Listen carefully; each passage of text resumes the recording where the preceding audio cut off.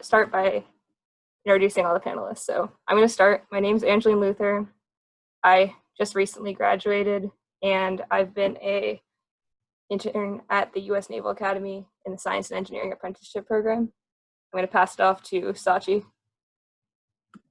Hi guys, my name is Sachi Pawar. I also recently graduated, and I've been an intern at St. Agnes Medical Center and the University of Maryland Medical Center. Hi guys, my name's Aboli. I also graduated, and I was an intern for the Aspire program at the Johns Hopkins APL and also summer exhibit guide at the Aquarium.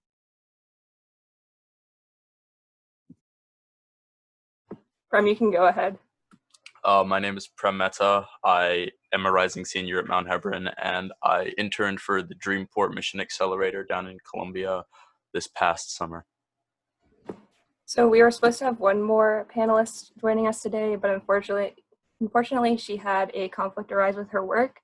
So although she's not able to be here with us in person, if you have any questions, we will direct them to her, and in an email we will send following the presentation, we will answer any questions you guys may have. So we're gonna get started. Can everyone see the slideshow? Or no? No, sorry. Need a screen share.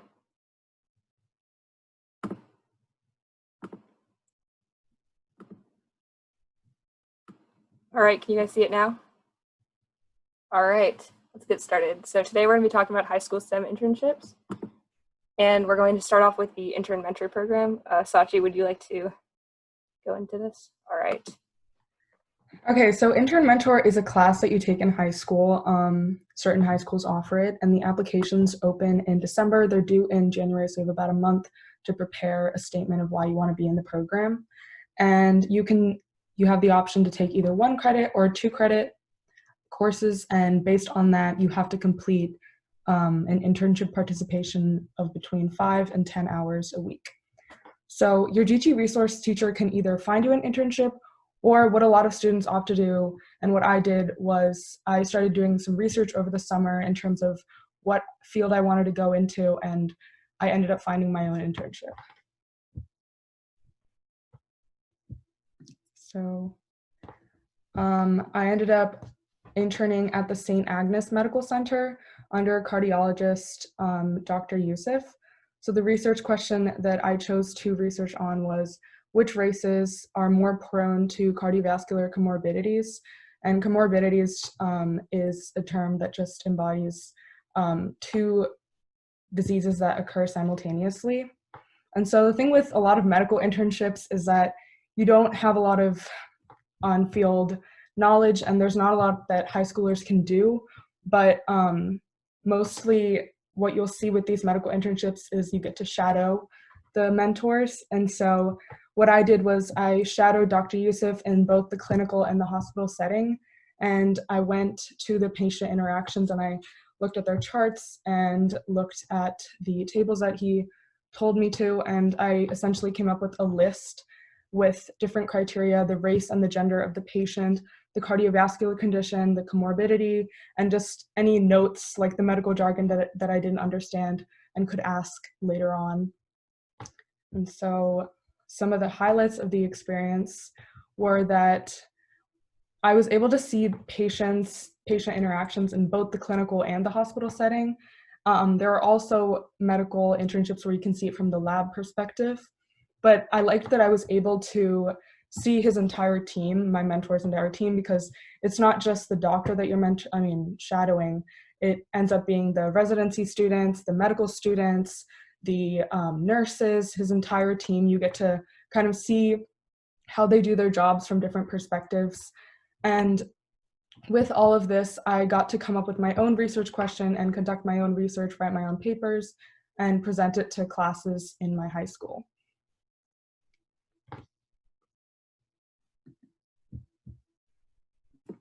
Next up was going to be our NASA panelist, and although she wasn't able to make it today, I found a really nice email from our intern mentor teacher about applying for NASA, which I thought might be of interest to people who are thinking about applying for an internship at NASA.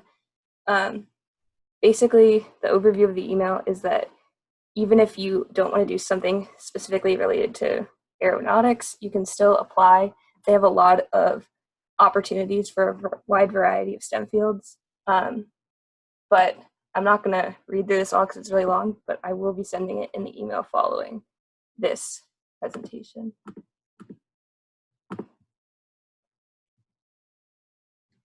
All right. Okay, guys, so the Aspire program is basically a program designed to help high school juniors and seniors intern at the Johns Hopkins Applied Physics Lab. If you're unsure of what that is, it's a subset that has a bunch of buildings dedicated to multiple areas of STEM, whether it goes from computer science to biology, like there's multiple fields up there for you. So when you apply to Aspire, there are two options. You can either do a summer session, which is for 6 weeks, or you can apply for the year-round version, which have different applications that open. I believe one is in December and the other one opens up towards March. And in both of these programs, you're going to be paired with an APL mentor to work on a project. So this project can either be individual that you work on with the mentor's guidance, or you can even work alongside them in their project, which is what I did when I was studying with network maneuvering and helping code Python to help connect with the OpenStack servers to different portals that they have. In the Aspire program, the way it works is that you apply by submitting a resume, a letter of recommendation, and answering some questions online that then is connected to your application, which different professional staff at the APL can then view and select if they want to take you on as a student. My advice, though, is when you're filling out the application, is to highlight as much STEM experience that you have in the field you want to go to, because it's going to ask you for your 2 main fields that you want to study and be put under. So you want to make sure you highlight all the experience you have in there. In addition to this, once you're actually on the APL, in addition to interning with the professional, you also have access to different APL events, whether it be ice cream socials or information sessions on like tips for college. There's different things you can learn at the APL along with getting a feel for what you do.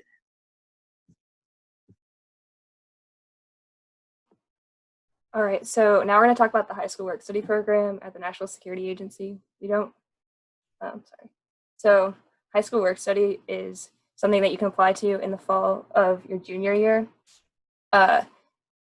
So there's different courses you can go into. So you can be a computer aide, model shop, VOTech, or installation and logistics. They also have some more humanities-based, but this is about STEM. So in order to apply for these certain positions, though, you need to have a certain amount of coursework. So for example, if you want to be considered to be a computer aide, you have to have completed 3 courses by the end of your junior year. But you get to be paid part-time while you work over your senior year. And it's a really great opportunity if you want to do work release or intern mentor. And then also beyond high school work study, if you're already a senior and you're not eligible to apply because you're a senior, you can also consider applying to the Stokes Educational Scholarship Program, which is a scholarship where you get $30,000 per year for up to 5 years of college. But you have to be in a major that is either computer science or computer or electrical engineering. You get paid for a summer internship every year of college, and then you work there 1.5 times the length of study. So now we're going to go into some summer internships that are available. So we're going to talk about Science and Engineering Apprenticeship Program. So I applied in the fall. It opens in September, so that's pretty soon. So you might want to be looking into preparing your resume and looking into what labs you want to apply for if you're interested in this program.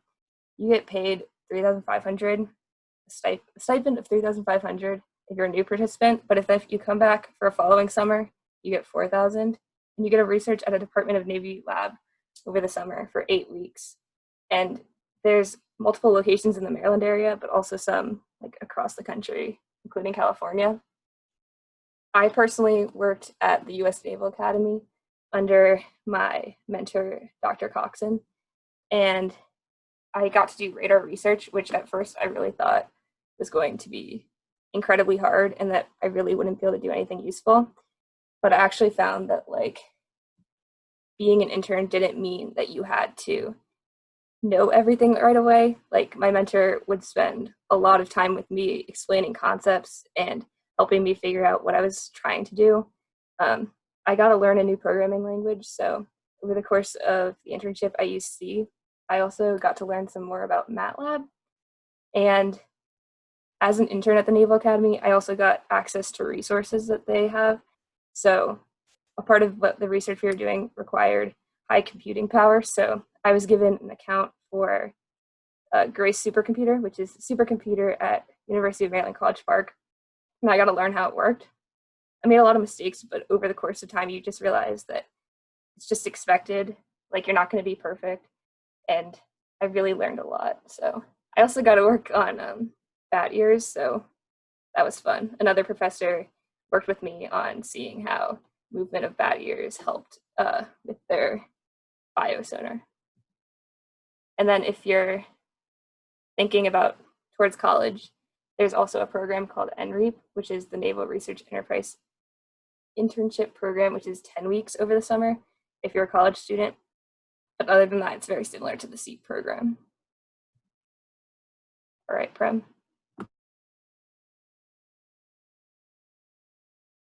You're muted. Yeah, so I interned at the Mission Accelerator Dreamport down in Columbia, which is not too far from us, which works under MISI, which is the Maryland Institute of Science and Innovation. And the application comes later than the naval one, which is a winter and into the spring. I think the deadline for it of like this year was May 31st, and in years coming it'll be slightly earlier, sometime in April or March. So you have time to get in on it, but you still have to like keep up with it. They do provide a stipend, but it's slightly smaller because the program is a lot shorter, and it's not a huge commute. It's only down in Columbia. It's maybe a 30-minute drive from us. And instead of working under just under a mentor, you work in a team of interns to accomplish a series of tasks or whatever they have you doing, which is both learning and applying the things that you know already to help them out around like their facilities and stuff. If you wanna. So some of the stuff I did is you'll see the pictures up here of the one guy. So we were doing facial recognition algorithms and we were training them. So we had to get like a large series of faces of everybody and then from different angles and whatever. So if that's kind of stuff interests you, it's mainly based on cybersecurity, but there's a little bit of a mechanical design, as you can see with the Arduino robots right there, with trying to get them to communicate. And if programming interests you, so the whole building itself operates under the U.S. Cyber Command, which you can see in the top right, which is probably hard to see. You can see it on this little coin that I got. And the man in the black and white photo that is like on the center of the screen is the general, a 4-star General Paul M. Nakasone that we got to meet from that operates the NSA and U.S. Cyber Command, which is really neat. So it opened up a lot of opportunities. And if like programming or cybersecurity is something that interests you, you should definitely look into it.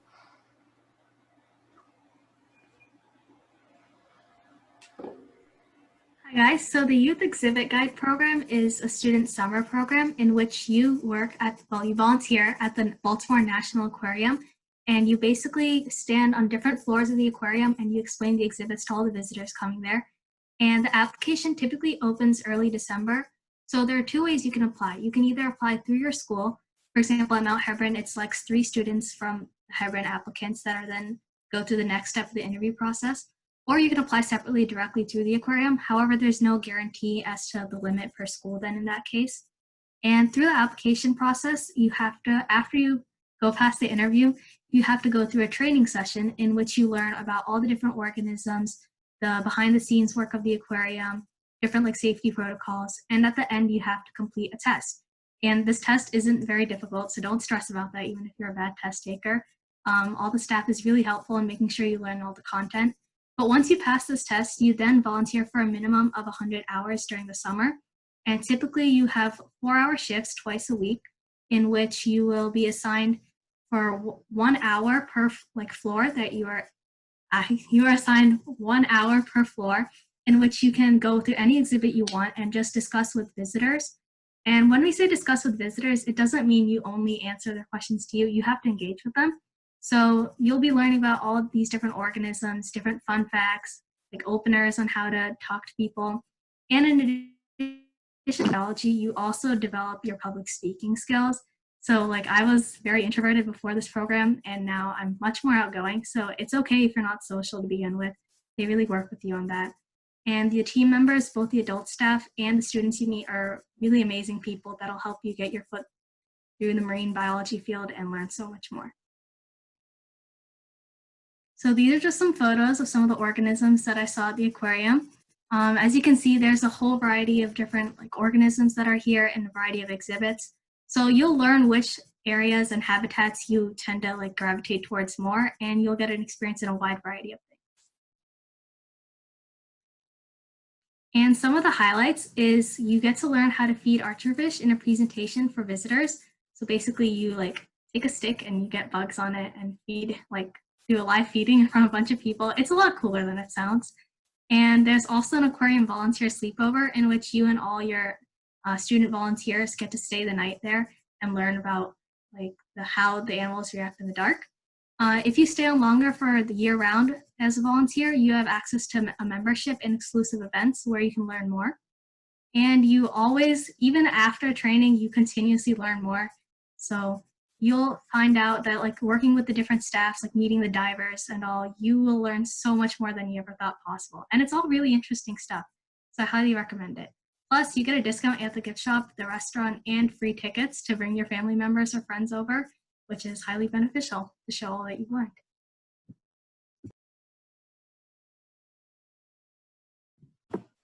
Okay, so there may not be a specific internship program that we discussed that relates to your interests, or maybe you apply and you don't get in, but either way, there are, excuse me, there are so many amazing internship opportunities outside of these programs. And you just need to start out by researching some of the fields that you're interested in, whether it be engineering, medicine, environmental science. And the key is to really use your connections. I'll tell you that one of my internships I found through my mom's coworkers, friends, neighbors, something like that. It was a very long link, and I ended up finding an amazing internship opportunity at the University of Maryland through that. So just research mentors in the area if you don't have any connections that you know of, and find organizations that really interest you. If you find professors or doctors that have research online, it's important to look into those research and that project. So when you email them, I would recommend creating an email draft that says why you're interested in interning with them and what exactly you bring to the table, and especially make sure to include your resume, highlight any skills and experiences that make you fit for the job, really sell yourself on why you should be interning for them. And the key is to also email consistently. So start out with 5 emails a week, because a lot of people don't respond. I mean, there are very busy people in a lot of fields, and so don't give up, but there are a lot of amazing internship opportunities that you can find. All right, so now we're going to go on to some of the specific questions that you guys asked when you were registering. So first question we've got is, how can you best portray yourself for an internship? So does anyone want to start? There's a lot of ways. A little bit big. All right, I guess I'll start. Well, you obviously want to show the best side of yourself. So you want to show all of your good traits. Don't make any lies, because when you get to your internship, you don't want to show up and have them ask you to do something that you have no idea how to do. In terms of interviews, make sure that you dress nicely. Practice some questions that you think they might ask. Have your parents go through a few questions with you. Try and make sure that your practice interviews relate to what job you're trying to get or what internship you're trying to get. Resume, make sure it's polished. Have someone peer edit it before you send it in. Same with essays. Anyone else have anything to add?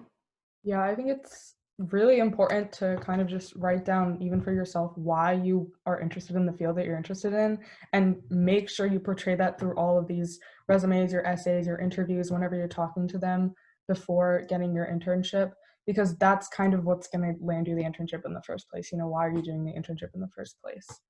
So make sure you have a real reason, a genuine reason as to why you want to do the internship in the field that you want to do it.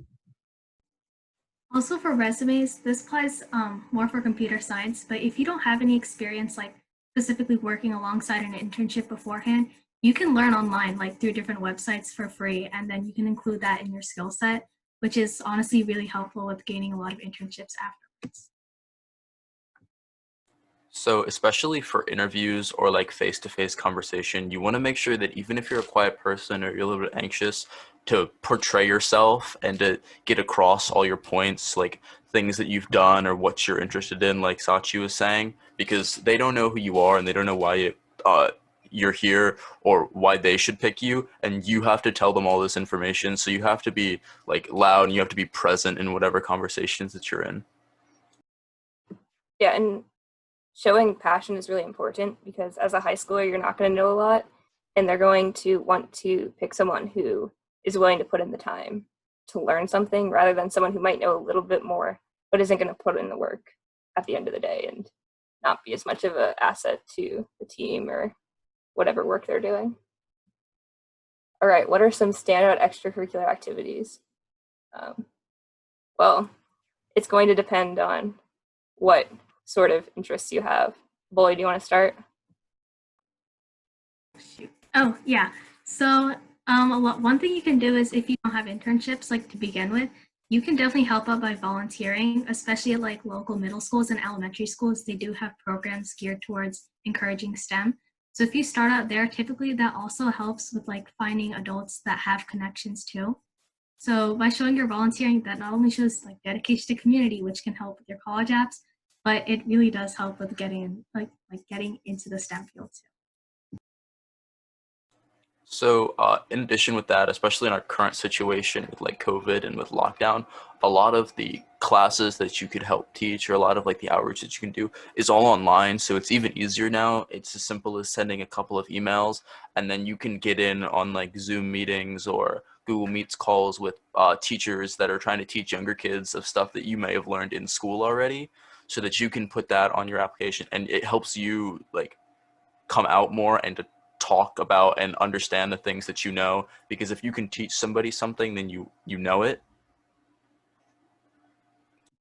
And I would also say leadership in any activities like clubs, especially in high school, you have the opportunity to be on the leadership board of clubs. And when you put that on your, when you tell that to your mentors, they know that you're taking initiative in the field that you're interested in as well. Yeah, and with staying at home and all, if you want to like start a little personal project, like if you're interested in computer science, like making a website or making an app or running through some coding courses, really just like doing anything that shows initiative and that like you want to put in the effort, like even if it's just something on the side, like you're not getting paid for it, but you wanted to put the time in so that if you intern for them, you want to put the time into, like it shows that you're probably going to be a good intern because you put your free time towards it. So those were the main questions we got asked. I know there's one question about environmental science, I believe. I think that the Aquarium internship could be interesting for that. I also think that there are some programs through NOAA, like NOAA, that might be of interest. But for now, if there's any other questions, anything in specific, we can also just answer some general questions about like applying that we've got. I can't see the chat box, so if anyone sees anything. All right, I'm just gonna go through some questions with the panelists. If you guys have anything in particular, definitely type it in the chat box or something. So how did you guys ask for your letters of rec for internships if you had to get them? And I'll start. For SEEP, you had to get, I believe, 2 letters of recommendation. I asked my computer science teacher, I believe, and someone who was an adult of a club that I was a leader in. So basically, my advice in terms of letters of rec, ask as soon as possible if you think they're going to be someone that you want to ask, because For example, with college applications, if you ask them when they're having hundreds of students ask them, they're going to be like, ah, another one. But if you proactively think, hey, I'm going to be applying for an internship in a month or so, and my computer science teacher would be really great because I want to show that I'm interested in computer science and that I've taken computer science classes that I've done well in. If you ask them ahead of time, it'll really show initiative, and teachers really like it when they have time to actually write their letters of recommendation. Anyone else? I can go, I guess. So in terms of asking for letters of recommendation, if like you want to make sure that like early on you like have a connection with who you want to ask. So even if you don't know beforehand that, oh, I'm going to ask this specific person for my college rec or this one for an internship, you should be trying to like make a connection with them anyway. So one tip for that is if they're in a club, for example, like a sponsor, and you're involved in that club, that's a great opening to get to know them. Or if you've had them for a class, then you can like talk to them like after school or something in like study sessions and all, which can really help too. If you don't know someone that you need a letter of recommendation from, like for example, for the aquarium, I needed one from a science teacher, but I was never very good at science and I didn't know my science teacher as well. What I had to do was I made a resume of like what they should put in a letter of recommendation because my teacher had asked for that. And then they can just look off that and put in their own words, which can be helpful sometimes.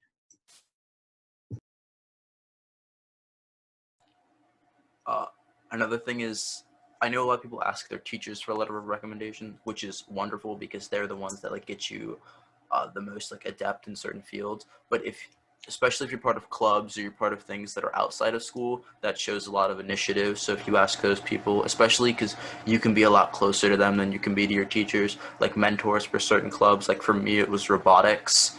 So we spent a lot of time together and I got to know those people and they got to know me. So I would ask them for letters of rec because they could put more personal information down, and especially because it shows more initiative and it shows that you're more passionate about what you're doing. Right, and if there's multiple letters of recommendation that you have to get, it's important to also show like different types of teachers. Like if you're doing a science teacher, then you can also do another subject that you're interested in. It doesn't necessarily have to meet the field as long as they know you, like Aboli said, and they can speak on about like why you deserve to be at the internship. Yeah, and make sure that you develop relationships with people that you are going to ask for a letter of recommendation. And like, it can't hurt to be more vocal in classes. Like, if I wanted to get a science letter of recommendation, I don't think I would have been confident because I feel like I really wouldn't have talked much in class. So you want to think about that. Like, if you're interested in getting a science internship and you're quiet in your science class, maybe you want to try and be more vocal, talk with the teacher more, so that in the future you're going to feel like good when you ask them for a letter of recommendation instead of like, oh man, they barely know me, you know. So I'm not trying to call you out of bullying, but yeah. So okay, on to the next thing. Let's talk about resumes. So I'm going to pull up. Oh, sorry. I am going to pull up. Basically, this is the resume I had when I first applied for an internship. It's about the same, not exactly the same, but I'm just gonna like talk about things I think are necessary in a resume, and then you guys can also add on. So, address and email, that's important. You want your name, that's also important. But so you want to have where you go to school, when you're gonna graduate. You want to tell them what you're interested in. As a student in high school, you're probably not going to have a lot of work experience. So if you can add on coursework that you have. So like I put in my computer science courses and my math courses because those sort of related to the internship that I was getting because I was doing math problems and I was coding. So then I also put down work and volunteer experience, any computer skills that you have, and extracurricular activities you participate in. So in terms of extracurricular activities, like anything that you participated in leadership-wise, definitely anything related to a STEM club, anything that you're passionate about, you want to include. Make sure you put down dates too next to everything. What else? If you've won any awards, anything like that, that's also good to include. But you want to make sure that no matter what, you keep it down to one page. because you don't want it to be multiple pages, because the people looking at your resume are going to get annoyed because they're going to be looking through lots of resumes and they're just gonna be like, come on, like I don't want to spend my time on this. So definitely make sure it's 1 page. And then I tend to format my resumes using Microsoft Word. I know that one wasn't the most well formatted, but you want to make sure that it's clear, concise, easy to read, all of that. So does anyone else have anything to add? And it sounds kind of obvious now, but make sure that everything on your resume pertains to the field that you're talking about, because it's easy when you start to write your resume, you're like, oh, I'm in this NHS, and even though it sort of applies, you should keep it to the minimum in the sense that there has to be a goal with everything you write on your resume, because like Angeline said, you only get 1 page to portray yourself. So you have to make sure that everything you put on there is very meaningful. Yeah. So when you're starting out making your resume, especially if it's your first time making one and you don't have a lot of, you don't think you have a lot of stuff to put down, like Sachi was saying, put stuff that pertains to that exact, what you're applying to, things that you've done. But if you don't have a lot of experience, you can list other things, but then try to tie them in and the little subtext that goes underneath them. So I know when we were playing Frisbee or other things that I do, I put that on my resume when I was first applying for internships because I didn't have much else to put on there. So I could put oh, I was working with people and I was trying to teach them what to do. And that specific non-athletic side of certain sports, because that shows what they're looking for and what you want to show them.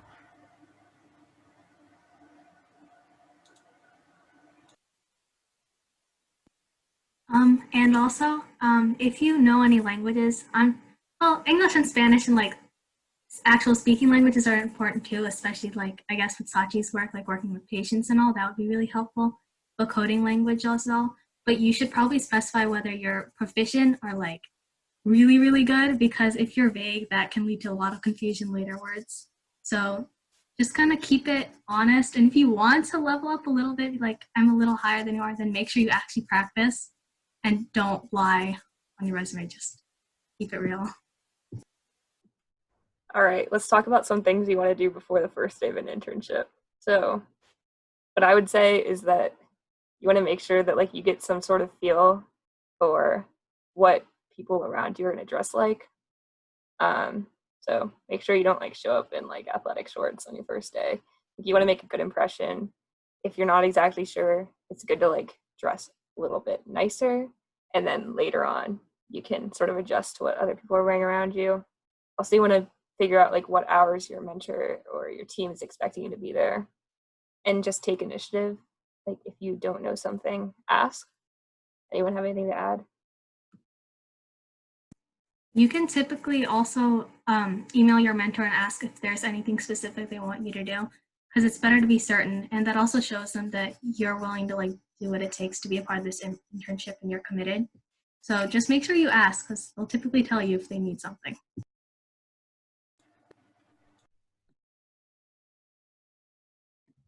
And also, don't limit yourself to just your mentor. You can always ask them. So when I went in, especially with medical internships and obviously other ones too, your mentor will be working in a team. And so you can ask them, can I shadow this person or get look at their perspective in a sense, because there's sonographers and nurses and so many people that are working in the team. And so I was really interested in kind of talking to them as well. So don't restrict yourself in a way. What seems really basic, but something that becomes really important just on that first day is, because you're nervous anyways, because you've never done these things, you've never been these places, is one, to know where you're going, especially if you're the one driving.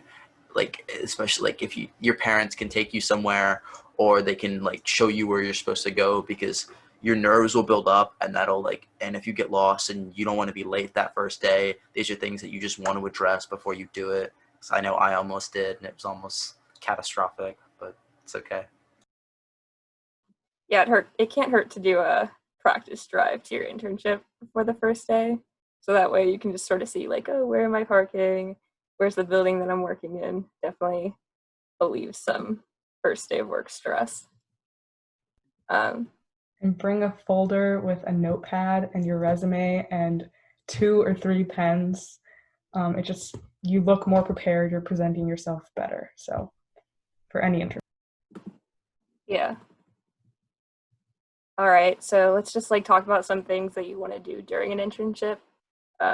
Things that I thought of were like, you want to make sure that like you keep track of what sort of work you're doing. So like if you work in an office, sometimes people will have like weekly activity reports where you're telling your boss or your mentor like what you've gotten done. So it can't hurt to like have a list of accomplishments, tasks completed, and those sort of things you can like put onto your resume in the future. Like if you have a written, just all of your accomplishments, everything, writing resumes down the line is going to be easier. Also, I would highly recommend talking with mentors about letters of recommendation. Like personally, my mentor actually talked to me about it first because he brought it up pretty early. But when you're putting a lot of work into an internship, mentors are typically very willing to take time out of their day to write a college recommendation for you. So that's another thing I would recommend. Another thing that you can, like when you're at an internship that you can do that, like Sachi mentioned, she asked around the different staff there, is don't be afraid to talk to other people besides your mentor, because chances are they're going to be open. And if they're not, like you shot your shot. So there's nothing wrong with trying. Also, take advantage of opportunities that are both like within your internship and other things that like wherever you're interning like has to offer. Because I know at Dreamport they did a lot of community outreach and a lot of events they hosted and conferences and like small business meetups and stuff that we all had access to. And if you are just there to intern, then you're not getting the full experience out of wherever you're interning. So be ambitious and take advantage of those opportunities. Yeah, like I've interned before where like I felt like leaving my office and going to a certain event about some other sort of office's work. I felt like I was being like lazy or like I wasn't doing my job. But like part of being an intern is learning about other opportunities that you can have in the future. So yeah, you might not be doing your job for that time of the day, but you're preparing yourself for like careers in the future, networking, finding people you might want to work for, stuff like that. So definitely take advantage of those sort of opportunities. And that also might look different in different internships. Like with mine, my mentor went to the hospital in a different part of town once every month or so. And so I know that the intern mentor program offers like a field trip form, and so you can get an excused absence. And so I was able to take some days and go to the hospital setting, even though that was technically like outside of the internship.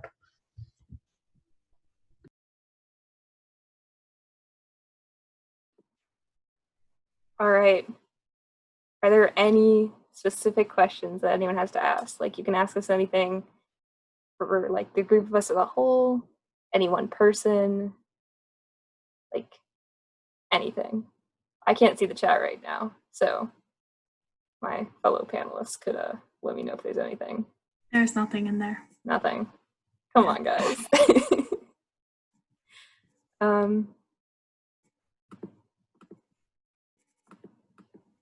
Anything in particular?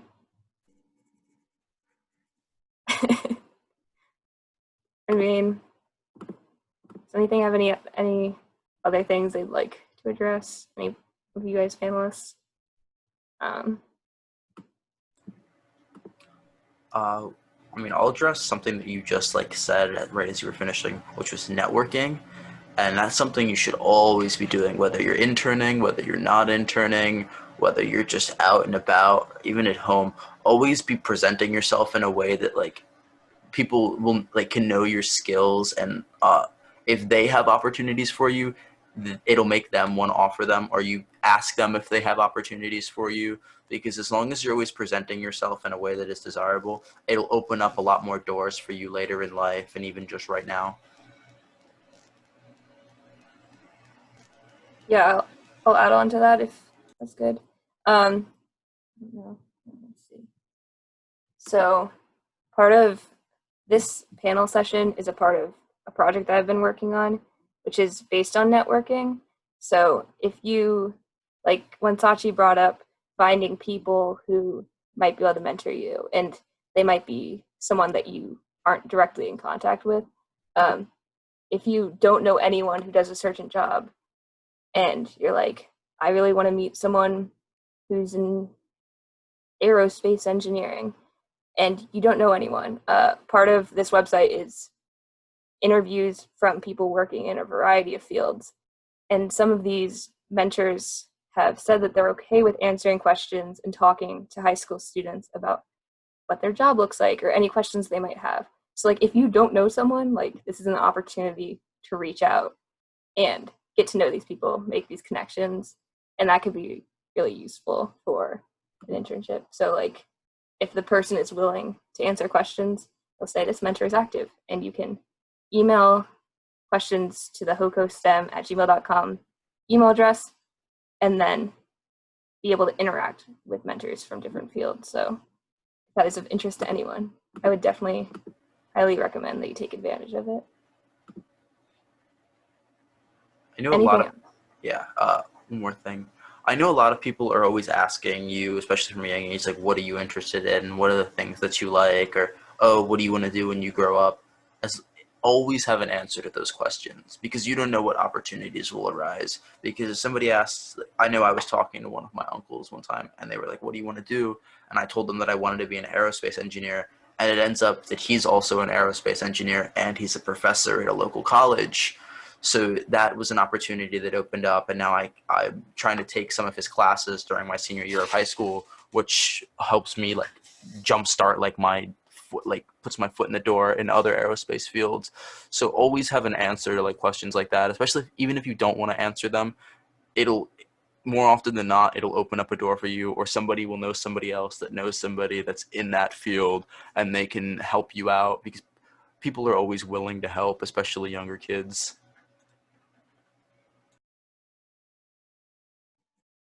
Also, don't be afraid if you have multiple interests. Like I had two, and I was so stuck on that senior year between what I wanted to study. And it turns out you can get internships in both things as long as you have experience and are passionate about both. And more often than not, you actually can combine your interests. So, like, I'm really into environmental science and also computer science. And I've been reaching out to this professor at an university in Oregon who uses machine learning to study like bee ecology systems. So there is always someone out there that hopefully you can reach out to. And if not, you can probably think of something that combines your interests. So just get started somewhere in your interests and it'll come to you. All right. So seems like there are no more Wait, questions. hang on, there's Oh, one more question. there's a question. Someone says, are there a lot of opportunities for rising sophomores? So you're a freshman that just finished being a freshman, and then you're going into your sophomore year.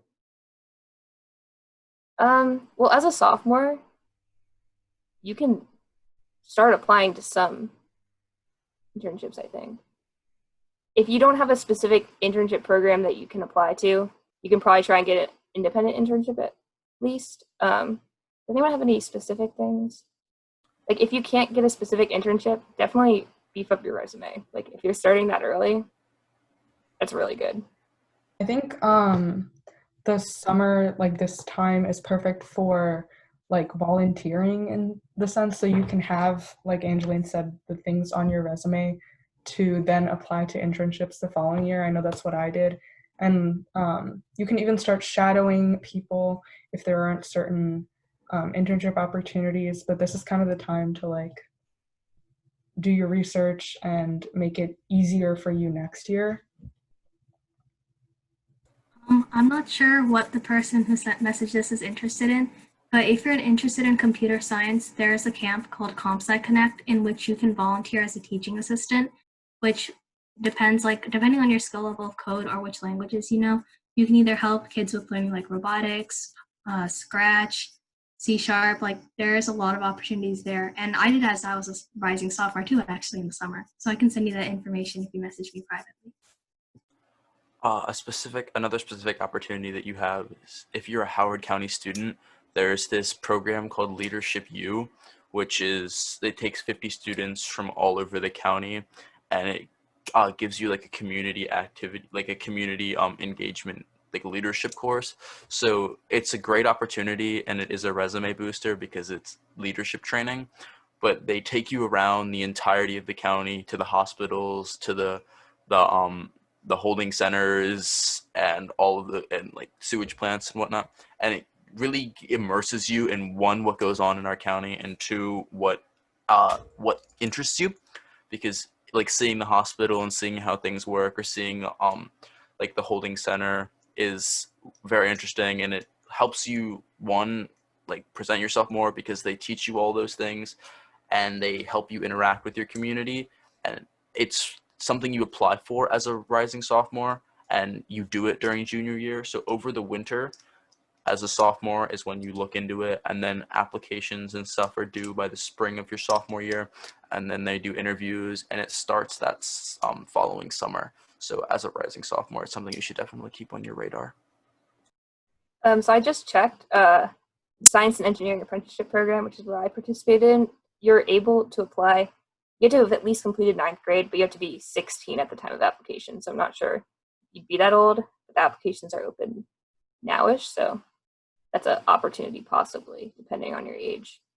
Oh, and also people who are currently seniors who are going to be graduating are also eligible for that, just for further clarification. Anything else? All right.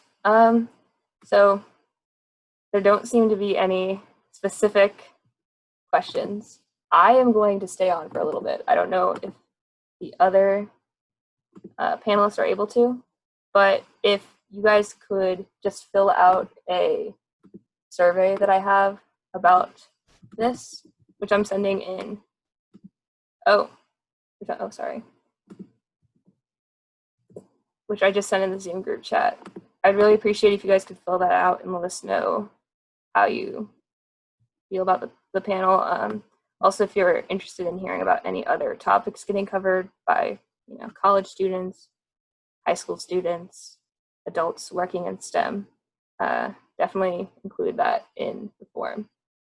But yeah, so please fill out that form. I'm going to be sending the NASA email with information on the application, as well as some information from the NASA panelist following this panel meeting, Zoom meeting. So within a week, you guys will be getting another email.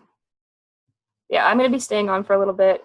I think the panelists can probably stay on for a little bit. If you have any questions that you're too scared to ask now, feel free to ask once a few people leave. Thank you guys so much for coming. I really appreciate it. I hope you guys learned something new.